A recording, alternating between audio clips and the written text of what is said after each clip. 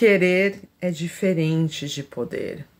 Às vezes eu quero muito uma coisa, desejo muito uma coisa, como eu coloquei ali no outro vídeo, eu desejo muito esse Individual Femme da Montblanc, mas eu não posso, porque não fabrica mais.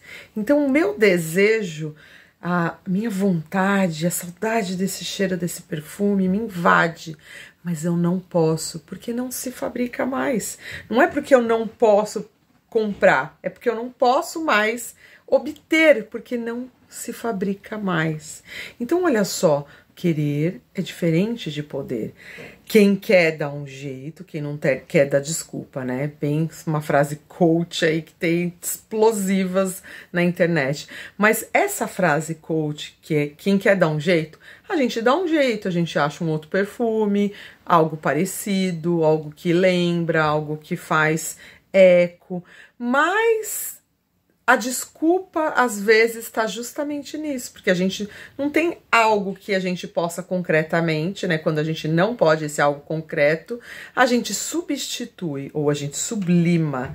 E essa sublimação e substituição tem a ver, às vezes, com o fato de desejar algo que não se pode ter.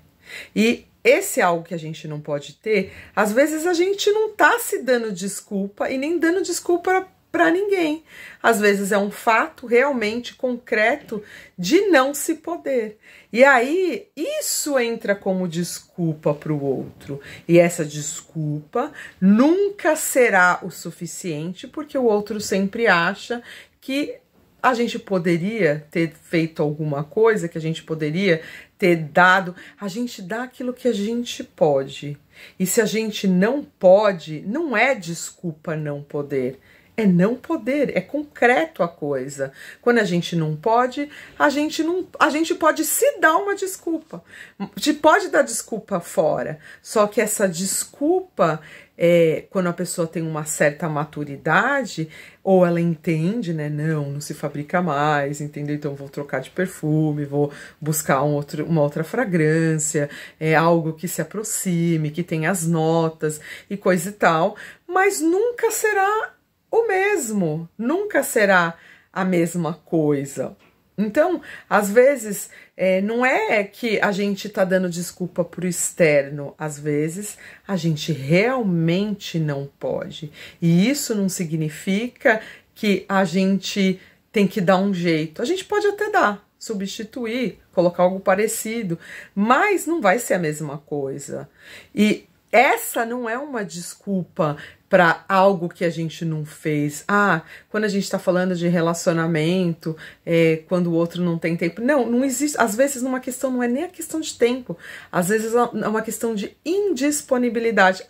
Se a pessoa está indisponível, por exemplo, eu moro no Canadá e às vezes eu não posso falar com a minha mãe, porque tem algum problema de conectividade. E essa conectividade não me conecta com a pessoa de lá.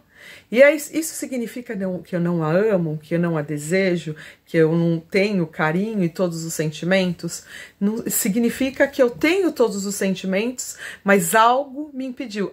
Isso é uma desculpa, podia arranjar, posso mandar telegrama, carta, mas a questão é que às vezes a pessoa quer falar com você na câmera, a pessoa quer falar com você no telefone, e existe uma indisponibilidade por qualquer motivo, seja ele, sei lá, às vezes tem uma falha de conectividade por causa da neve, por causa de algum problema que tem internet, que às vezes cai, porque você entendeu?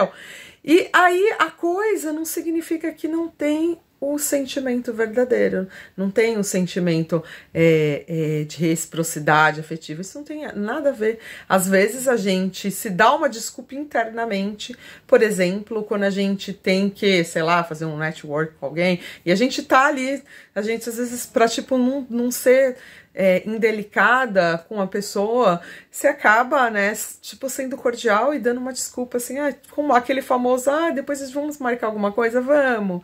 E a gente sabe que a gente não vai marcar, mas a gente praticamente fala vamos, justamente para manter aquela conectividade afetiva.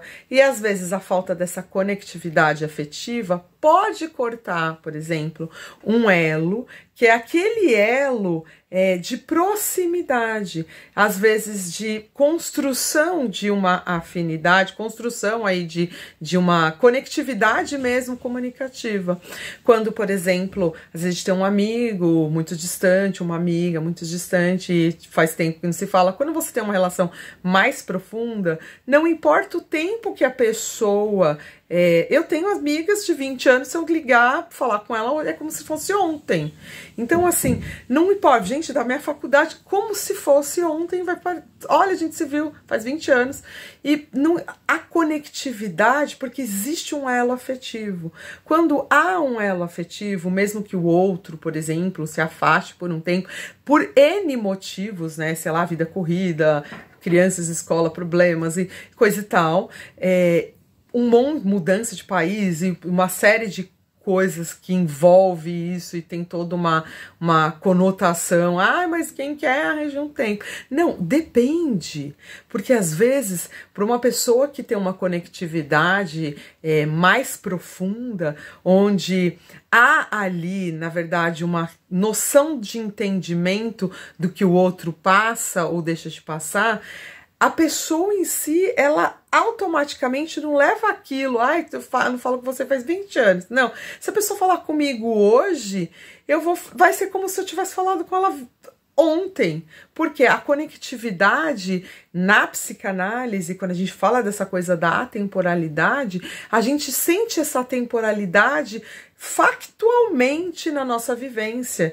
E mas isso significa que você depende. Quando você tem aqui uma estrutura, esses traços que te coloca nessa sensação de abandono, de falta, e que você tem uma sensação de que você está sendo rejeitado, se você tem essas questões passando aí pelos seus estados emocionais, psicológicos, e aqui eu tô falando de couraças, você vai sentir às vezes uma proximidade de uma maneira quase que emocional, intrusiva ou, né, vamos colocar assim, amorosa, quando a gente tem que tomar certo cuidado com aquela questão da contratransferência que pode ser massiva do lado mais contratransferencial, libidinal do amor, ou você pode ter aquela sensação de que, sei lá, a pessoa olhou torto ou não respondeu uma determinada coisa que você estava esperando como algo de rejeição.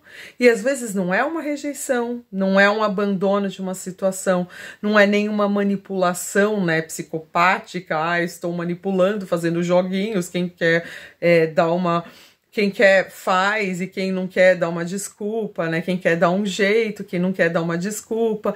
Então, às vezes não é nada disso. Quando você sente essa coisa assim, provavelmente é porque você não se conhece e não conhece a pessoa pela qual você está se relacionando. Porque se você conhecer a pessoa, você se conhecer, você primeiro vai se avaliar, né? Se existe aqui, às vezes, uma questão emocional que precisa ser trabalhada, se existe aqui alguma questão que vai bater como gatilho nas suas estruturas, na sua estrutura, nas suas coraças. E se isso bater nas suas coraças e fazer eco na sua estrutura, você vai sentir, me abandonou, me rejeitou, tá fazendo uma manipulação, me trocou, e vai ficar vivendo esse samba do crioulo doido. E aí, no final, e não que samba do crioulo doido não seja uma coisa interessante, é bem interessante. Então, mas no final, você vai estar sempre numa posição, às vezes, de vitimização. Essa pessoa, ela... Tipo, você vai estar colocando ali, às vezes, respostas em coisas que simplesmente deveria você só se entender, se projetar, às vezes, numa posição do outro, né? Às vezes, se colocar no lugar do outro, que é difícil a gente se colocar no lugar do outro, mas às vezes é um exercício, né? Quando a gente faz esse exercício, a gente chega ali, aquele equilíbrio necessário para que a gente entenda com quem a gente está se relacionando e quem somos nós frente a esse relacionar, né? E dependendo desse relacionar com o outro, todas as manifestações que se demonstram, você consegue absorver, entender o que é seu e o que é do outro. E nesse momento que você entende o que é seu, o que é do outro, você começa a entender, que um charuto às vezes é só um charuto, né? Que uma mensagem não mandada não significa falta de sentimento, que um oi não dado não significa que a pessoa tá te rejeitando, não significa que a pessoa te abandonou, não, às vezes só significa que você precisa primeiro se entender para poder se relacionar com alguém e entender que o outro tem demandas diferentes de você. E entendendo isso, você sabe diferenciar um oi sumida ou um oi sumido de uma situação que você percebe que às vezes ali é um joguinho, né? Quase que daquele morde-a-sopra que eles chamam de coquetismo, né? E esse coquetismo, às vezes pode ser uma coisa que a pessoa tá usando estrategicamente, que é bem lixo, porque eu acho que o coquetismo, ele empobrece as relações, e na verdade as pessoas, hoje em dia, elas não estão procurando mais aquela profundidade, e essa profundidade é o que cria ali aquele conhecimento das afinidades, e esse conhecimento das afinidades vai criando um elo de conexão, e o que falta é esse elo de conexão com aquilo que você é, versus aquilo que o outro pode ser, e você ao mesmo tempo entendendo o que o outro pode te dar, e se aquilo que o outro te dá é satisfatório ou não, e se não é satisfatório, por que não falar para o outro, ou realmente combinar com o outro uma forma de satisfação de ambas as partes. Bem, é o que eu tenho aí para vocês. Um adolescente curioso oferece seus serviços físicos para satisfazer as mulheres solitárias que vivem na vila de sua família. Hoje nós vamos contar a história do filme A Iniciação. Inscreva-se agora, deixe um like, e vamos lá! A história começa em 1914, na França, onde vemos Roger, um jovem de 16 anos, que após 3 anos de internato escolar, volta para casa para as férias de verão. Sua mãe enviou uma empregada, a Sra. Miller, em uma carroça para recebê-lo. No caminho, Roger fica hipnotizado pelo busto da Sra. Miller, e ele não consegue parar de olhar. A mulher percebe isso, mas parece não se importar. Eles chegam a uma bela mansão, onde Roger é recebido por sua mãe e sua tia Margaret. Uma empregada chamada Úrsula ajuda ele com suas bagagens e pergunta se ele ainda se lembra dela, e ele afirma que sim. O amigo de seu pai, Frank, o cumprimenta pela janela. A irmãzinha de Roger, Berta, o recebe com um abraço caloroso. Mais tarde, Roger sai para uma caminhada na floresta, onde eles veem a Sra. Miller colhendo frutas. Inesperadamente, ela levanta o vestido e começa a urinar, o que deixa Roger surpreso. Conforme ele continua a caminhar pela floresta, ele ouve algumas risadas não muito longe. Curioso, ele decide ir ver o que está acontecendo, e fica chocado ao ver Úrsula se pegando com um homem. Úrsula o vê, e sorrindo o cumprimenta, mas Roger foge imediatamente. Mais tarde, Roger está em seu quarto. Ele ouve alguns ruídos do lado de fora, e sai para dar uma olhada. Ele fica chocado ao ver outra empregada, Helene, sendo agarrada por alguém. Helene resiste um pouco, mas deixa acontecer, e depois que o homem termina, ela tranquilamente continua o seu trabalho.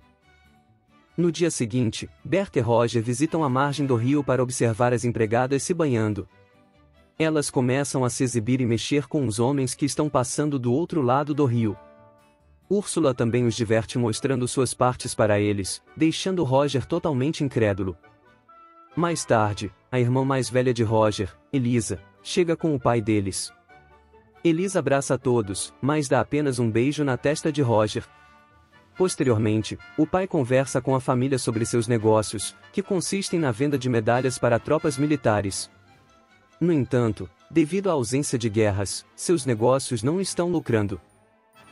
Um dos empregados pega Roger espiando por baixo dos vestidos das mulheres e o repreende. Assim, ele foge e vai à igreja com Berta. Eles se escondem no sótão e tentam ouvir algumas confissões, mas Berta fica entediada e vai embora. Tia Margaret entra e começa a confessar seus pecados. Embora sempre tenha tido medo de homens, ela se viu atraída por Roger. Ela fantasia sobre ele e até pensa em dormir com ele. Roger fica empolgado ao ouvir isso, mas nesse momento, o teto desaba, fazendo com que ele caia diretamente na frente do padre. Após isso, o padre informa a mãe dele o que aconteceu, e pede que Roger seja punido. O padre ordena que ele seja chicoteado com um arbusto selvagem para ensinar-lhe uma lição. A mãe de Roger concorda com isso e pede que a tia Margaret o faça. Enquanto isso, o noivo de Elisa entra na casa e começa a rir de Roger. Margaret está inicialmente hesitante, mas depois de alguma persuasão de sua irmã, ela concorda e o chicoteia. Enquanto isso, Úrsula e Berta assistem a tudo pela janela, sentindo-se terríveis por Roger. Momentos depois, Berta conforta seu irmão e o beija antes de dormir. Em seguida, Roger ouve Helene se relacionando com alguém no corredor novamente. Perto de um armário, ele percebe que Frank também está observando isso. Em seguida, ele encontra Úrsula, que diz que também não sabe quem é o homem misterioso de Helene. Roger vai para o sótão, onde descobre que Frank está se estimulando ao observar um telescópio. Quando Frank sai, Roger olha pelo telescópio e vê um casal se relacionando do lado de fora. Frank também deixou um livro, que Roger pega rapidamente. Ao descobrir que é um livro para adultos, ele se interessa e começa a ler. Ao retornar, Roger ouve barulhos vindo do quarto de seus pais. Curiosamente, ele dá uma espiada pela fechadura, mas é pego pelo namorado de sua irmã, que promete não contar nada. No dia seguinte, Roger se esconde no galinheiro e abre o livro de fantasias picantes. De repente, um serviçal entra no estábulo, fazendo com que Roger se esconda às pressas. Momentos depois, Helene chega para alimentar as galinhas, mas o serviçal a tranca pela janela, onde ele se aproveita dela. Helene então percebe Roger e pede sua ajuda. Mas, justo quando ele está prestes a ajudar, ela diz para esperar, pois está gostando. Roger fica confuso, mas antes que perceba o que está acontecendo do lado de fora, o serviçal já tinha acabado. Roger encontra sua mãe com Elisa e seu noivo. O rapaz reclama das botas sujas, e com tom de chantagem ele pede que Roger as limpe. Roger recusa. Isso deixa ele furioso, e ele revela à mãe de Roger que o rapaz estava espionando no quarto deles na noite passada. Ela fica furiosa ao ouvir isso, e começa a dar uma bronca no garoto. Mas Roger aproveita a oportunidade para trocar seu livro sujo pelo de Elisa, e a observa enquanto ela o lê. Logo, Roger percebe que todos na casa estão envolvidos em atividades íntimas, exceto ele. Então, ele vai para a cozinha e tenta agarrar Úrsula. No entanto, Úrsula se surpreende e quebra um prato sobre sua cabeça. Quando ela reconhece Roger, ela cuida de seu ferimento, pressionando seu corpo perto de seu rosto. Infelizmente, outra empregada entra e interrompe a situação.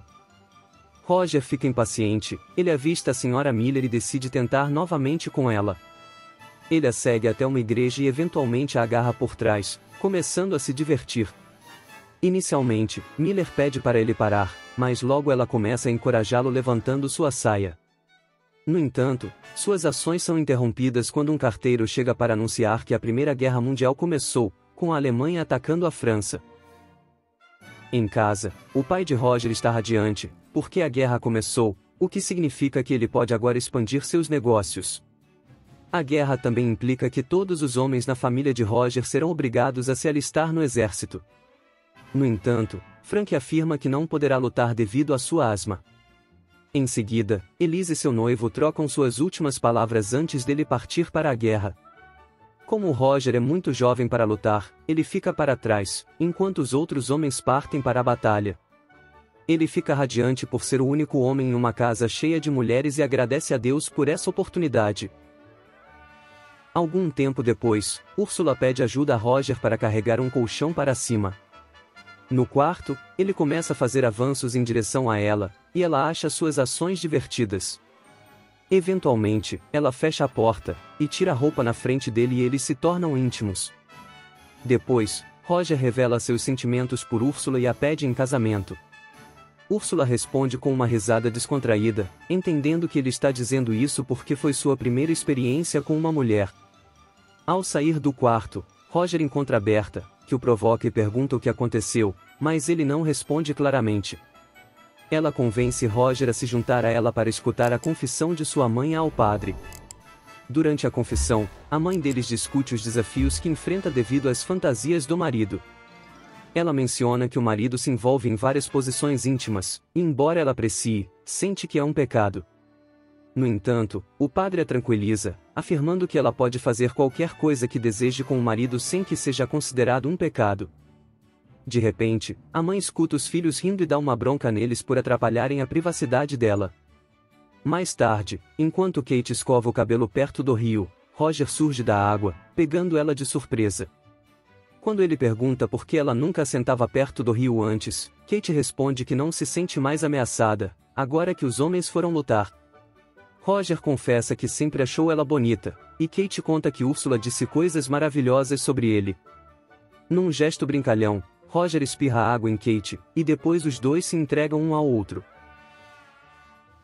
O pai de Roger volta para casa para uma breve visita. Como coronel, ele pode ir e vir como quiser.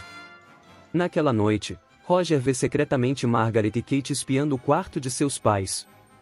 Curioso, ele abre a porta e entra, apenas para testemunhar seus pais envolvidos em um jogo de papéis.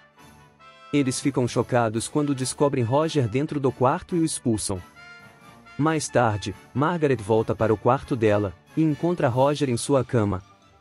Ele desabafa com ela, revelando que sabe que ela ainda é virgem, e oferece sua ajuda. Embora Margaret hesite inicialmente, eles começam a flertar, e os dois acabam ficando juntos. No dia seguinte, Ellen vem trazendo chá, e como todos os homens partiram, ninguém mais a agarra no corredor. Ela então oferece chá para Roger, mas antes de sair, Roger a puxa e ela apenas curte o momento.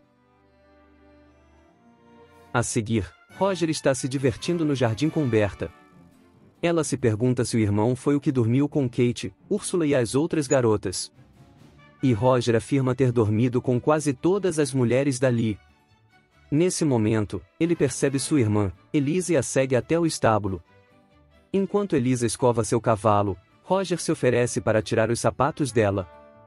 No entanto, ele começa a acariciá-la de maneira imprópria. Elisa tenta parar o irmão, mas eles ouvem a Sra. Miller e se escondem nos estábulos. Logo, Elisa cede aos seus desejos, e ela e Roger se envolvem em um momento íntimo. Em breve, todas as mulheres da casa, exceto sua mãe, formam fila para serem atendidas por ele. Ele se diverte tanto que às vezes diverte 3 mulheres de uma vez. Dias depois de Roger e Elisa ficarem novamente, ela admite que pode estar grávida e está extremamente preocupada. De repente, um jato voa sobre eles, e ela puxa Roger para trás de uma árvore para que seu noivo não os veja. Ele aterrissa e diz que a guerra acabou e que todos os homens voltaram. Roger está agora em apuros e começa a pensar em maneiras de reverter essa situação. Naquela noite, Úrsula entra no quarto de Roger para contar a ele que está esperando um filho. Antes de sair, ele pede que ela traga uma garrafa de esmalte vermelho. Em seguida, Margaret entra, e informa que também está grávida. Roger sugere que ela se case com o tio Frank para evitar escândalos. Quando Úrsula volta com o esmalte vermelho, Roger a leva para o quarto de Elisa. Lá, ele instrui Úrsula a aplicar o esmalte nas roupas de cama de sua irmã. Elisa fica furiosa, então ele a instiga a ligar para o seu noivo e dizer que eles precisam fazer amor imediatamente. Depois disso, Roger vai ao quarto de Kate para perguntar se ela está grávida, e para seu alívio, ela diz que não está. Finalmente, ele se aproxima de Úrsula e a pede em casamento, mas ela recusa porque está apaixonada por outra pessoa. Dias depois, as 3 mulheres se casam com seus parceiros no mesmo dia, e os problemas de Roger acabam. Após alguns dias, suas férias de verão chegam ao fim, e ele se prepara para voltar para a escola. Nesse momento, Helene aparece e o informa que também está grávida, mas ela diz que não há necessidade de preocupação, pois vários homens na casa estiveram com ela, portanto, ela vai culpar quem quiser e se casar com ele. Depois disso, vemos Roger partindo para a cidade, enquanto o filme chega ao fim.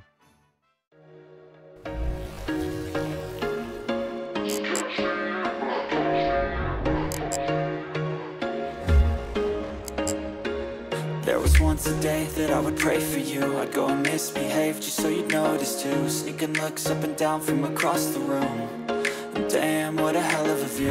I feel good, you look great, I like you, I can't wait. A first time, a first date, you're so fine, I'm so sip wine, I drink straight. Don't waste time to my place. I feel my heart erase. So catch me if I